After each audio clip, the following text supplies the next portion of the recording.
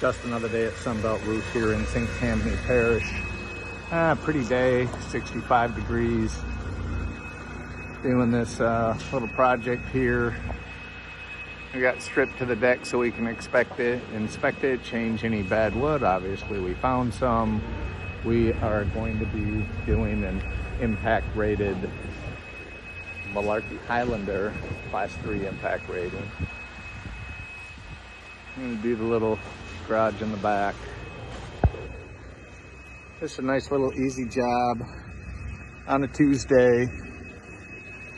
Keep us rolling. This is a real estate project where the seller and the buyer had to come to terms. Home inspector shows up, says the roof's bad, can't go to closing. So we work with a lot of realtors to bring the parties together and get them what they need so the people can move on with their lives. Obviously an excited buyer, an excited seller moving on to the next chapter in their life. Just wanted to give you a quick update from beautiful Louisiana.